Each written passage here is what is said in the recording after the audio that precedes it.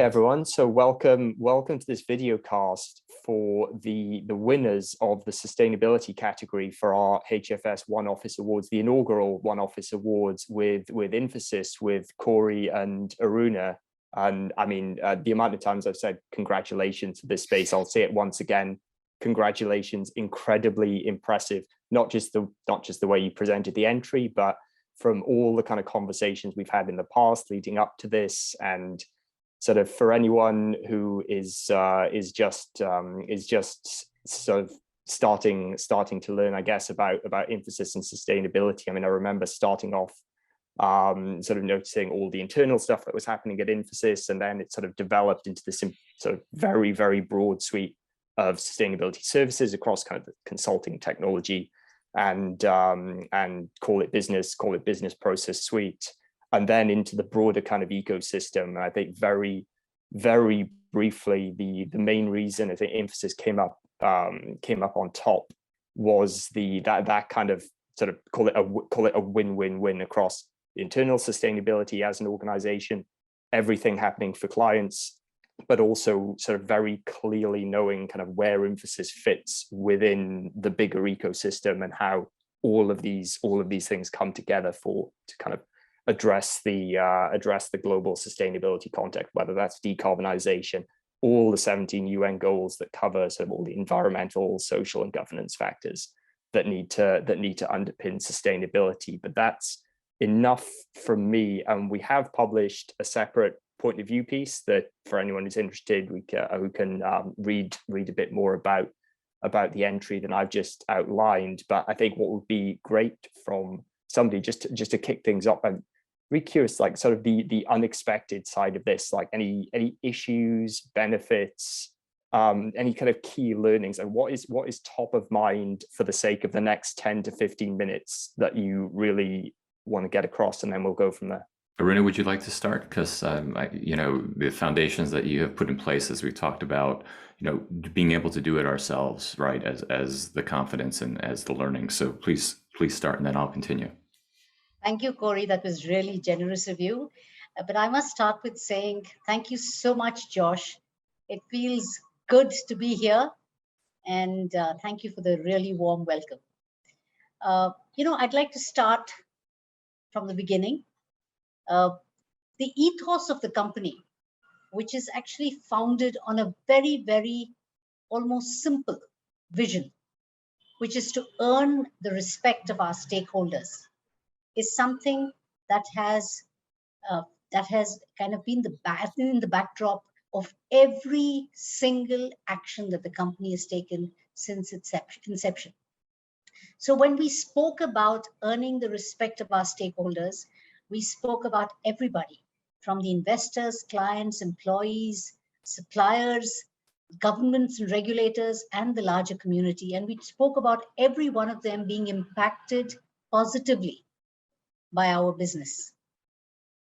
So when you have such a strong start, you're not scrambling for what's happening in a new area and sustainability suddenly coming to the fore.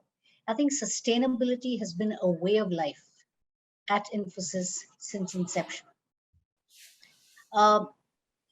Way back in 2008, it was a time that we had one of our co-founders on the United Nations Global Compact, and Mr. Chris Gopalakrishnan, and he said, we must take bold, ambitious goals and do our bit about carbon. Everyone thought it was a great statement. We had no idea how. I'm going back to the first question that you asked. And we had a lot of people around the world, well-meaning people, saying, why would a services organization, an IT services organization, talk about carbon neutrality and make such a large pronouncement of that? We recognized that energy consumption in buildings, contributes to about 40% of the global carbon emissions and over 30% of global final energy use. And we decided an industry like ours can do nothing without electricity. and there was an important and urgent need for us to act. So we stood up and we said to the forum in the UN that we will become carbon neutral by 2020. And I'll tell you, Josh, after the cheering had died down, we looked at each other quite blankly because we said, okay, what hit us and where are we going to start? And that's when we began with a very massive exercise of metering and monitoring everything. You know, I think the first couple of years, we have a dedicated team that works on this, was sent off on a holiday across India to study old architecture, to study mosques, temples, palaces, and we have tons of them across India, to understand how these structures continued to maintain ambient temperatures despite the season. You know, in summer it was cool, in winter it was warm. And what was happening there? You didn't have air conditioning, you didn't have fans, you didn't have anything. That caused us to go back to the first principles of building design. And you know, there's a saying that more than 50% of the world's buildings are yet to be built. And we thought that this is a place for us to act and act now. In 2020, we achieved carbon neutrality and we won the United Nations Award for climate action. But I think what was important, Josh, even in that accolade, was the way we achieved this neutrality. You know, we focused on 3 areas. One is the obvious one that I'm speaking of reducing our electricity consumption. The second big pillar was moving to renewables. But the one that really warms my heart was to not purchase cheap carbon credits. That was an easy way out, but to instead invest that money into projects that benefited the community.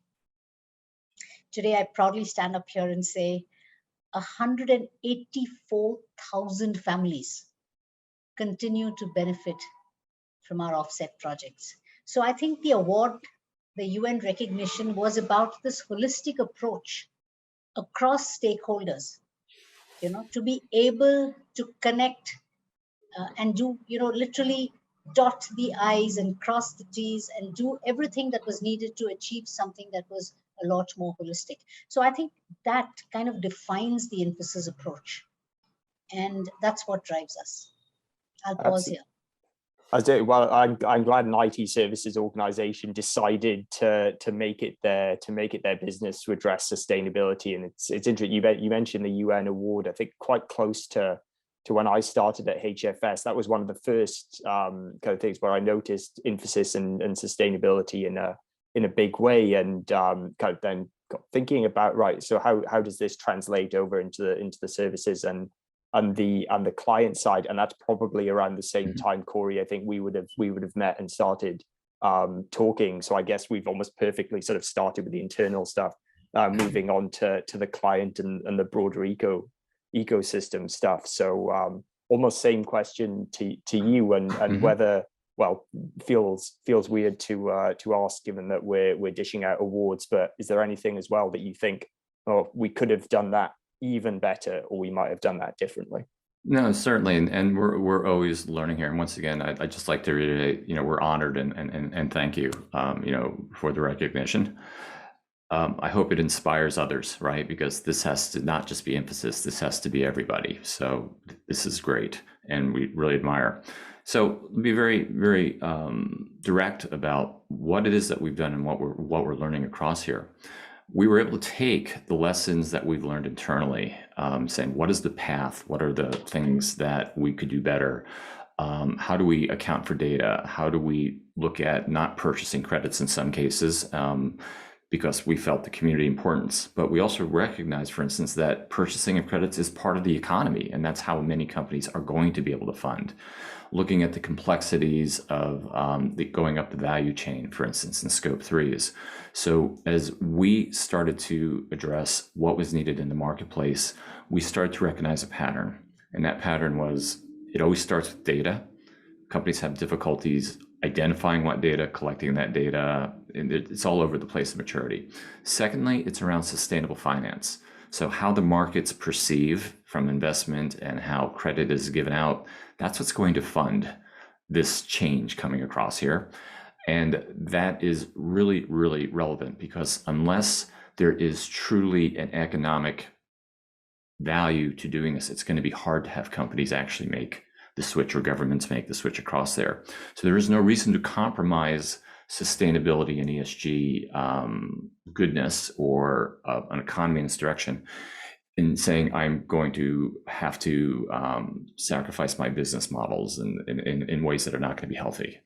Then this is then followed by the technology, whether it's material technologies or whether it's digital technologies. They both have implications across there. And then last but not least, is this whole idea of culture and having that cultural adoption. So we know this is the pattern that we're seeing across right now.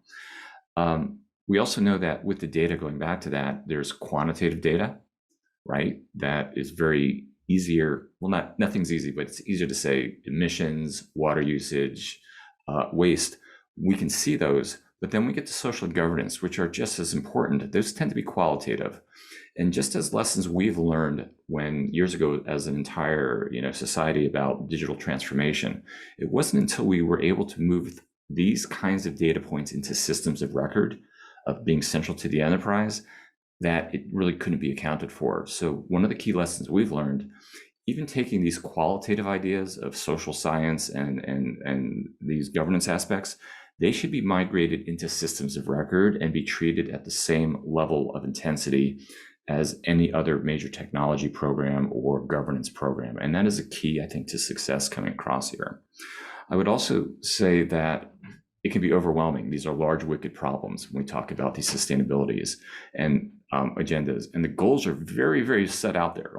And you worry about accountability when someone says 2050, 2045. And the fact of the matter is we think you can go much quicker. If we could do this in a period of, it took 3 years of planning in 2008, we were able to really start the journey in 2011 and accomplish this goal by 2020. Knowing what we knew then and using those technologies, we kind of question a lot of companies that say it's going to take 30 years or 40 years to do something. So that was part of our ethos of this practical sustainability approach that said, what is out there? What are the frameworks that we know of and that others know of? And we've collated those. And it was a really interesting discovery. It turns out that there's enough existing technologies and processes that will solve about 50% of most companies' goals. And you can have a return within 5 years. And you can have return investment models within 1 to 3 years during that process. You won't get 100%, but you'll solve 50% of this right now if you truly put the motivation in place, and you don't have to sacrifice economic change in a positive way. So things like single bottom line sustainability and having accountability within the records, we are realized that when we've introduced this, whether it's through green IT practices or better data practices or better understanding of circularity and these approaches that can be done through traceability, we've had companies and organizations in the entire country say, guess what? We can shave our timeline by 5 years, 10 years, 2 years. Any of that is pretty amazing, and that they can start right now, and it can be outcome based. And these are the lessons that we've learned. So much to pick up on there that we could go down a number of rabbit holes, whether it's the transition planning element, the data and the challenges, not just what do you do with that data, but how do you get it from your ecosystem, collaborating, say the amount of work that you've been able to do sort of from your position within ecosystems, within industries, and trying to kind of trigger that same level of collaboration that, that's needed to get everyone aligned to that same global context, which you mentioned. It's about more than just carbon accounting and trying to integrate all sorts of E, S, and G metrics into the problem, but a risk of making the video sort of 2, 3, 4 hours long, as much as I'm sure everyone would love to watch that. I might sort of close it off with a question to both of you. Very happy for either of you to jump in first on this. On kind of what really stands out that you would recommend to, say, general organizations, but also to sort of others, to similar firms to yourselves or different ones. Very, very open-ended question on kind of what do you think really needs to be amplified. Corey, can I go first? Absolutely. I was going to just say, please go. I just wanted, Josh, I wanted you to pay attention to the book that Corey's authored, which is right there next to him. I have read it. Practical Sustainability. And, there's a way in which he's captured all of that he's talking about in very easily referenceable templates. So I think that's a very big thing. So Josh, we recognized as a technology company, we are responsible for progressing the world even faster towards the adoption of digital. And that's a very, very complex space to be in. And so I think the ability to make this opportunity available to everybody, every member of the community to participate, I think that became, so on the one hand, you're working with environmental issues, you're working with energy, you're working with water, you're working with scarce resources, you're working with circularity. What about the people? So I think the big focus was, how do you enable everybody to participate in the journey and leverage the opportunities that it actually presents? So we launched one of the largest, I like to think, digital platforms for learning, which is absolutely free of cost. And it has some amazing high quality learning content with collaborations from across the world. And we have about 4.8 million learners today onboarded on this particular platform. And we have everybody from grade 6 to lifelong learners. We're talking about skilling, we're talking about reskilling, and this is giving us the confidence to actually dive deeper into non-traditional resource pools to hire from. People from diverse backgrounds, educational backgrounds. The IT industry for the longest time has had a certain way in which it hired a certain type of candidate. But the ability to be able to democratize this across larger, more diverse groups, allowing for this participation, I think today is something we're really, really proud about. So just going back to that question, I think it's important to have your heart and head in the right place and to be connected with both of them always. And I think that speaks to the ethos. You've got to feel for it. You can't do it as an action because the world is urging you to do it. The second is, as Corey has pointed out in his book, there's tons of money to be made by doing business responsibly. Guess what? So it is possible for you to realize that. And it is possible for every endeavor to take everybody with them. And I think that's what we should all strive for as we work to preserving the planet and preserving humanity. No, honestly, could not agree more on the reasons for doing it. But on the other hand, given where we are in the state of the situation, honestly, if it's an attractive business proposal that makes you change, carry on. That's okay with me too. Right now, we'll get them on board later down the line. I think the way I'd like to answer the question is just some 4 points of learnings that I think are relevant, and hopefully this will help others. The first one is, just as Aruna was talking about, there's along with the passion, right, and that huge involvement, there has to be huge scientific reality and backing, right? This requires real science in order to, quote, decarbonize or to understand social aspects through here. So having that ecosystem of both academia and institutions and major companies and small startups, but there has to be a science base behind this that makes sure that this works. And then that has to be translated. Another definition of practical sustainability is, how can that knowledge be then put into formulas or systems that everybody can use, that they don't have to be a science, they can trust it, but it has to be traceable back. So real science in combination with passion and economic modeling needs to take place.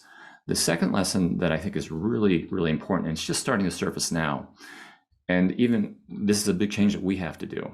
We have a great track record, right? And we define what a CSO is. That's about our own operations. And we said, okay, we've done this. We think we've done this well. We've achieved carbon neutrality. We have this constant passion improvement. But translating it over to the business side of the world and making that effect, that means the evolution of what a CSO means has to change also. They cannot just say, this is what I am. This has to be more. So one of the concepts that we've deployed is we started called sustainability champions. So we identified 65 top leaders of business across our company that are responsible for business, ability to make large decisions directly with clients. So we effectively now have 65 sustainability champions that are chief sustainability officers that are at the business level, that are having direct impact in clients. So I think making that transition is an absolutely vital part to be successful, on this journey across here.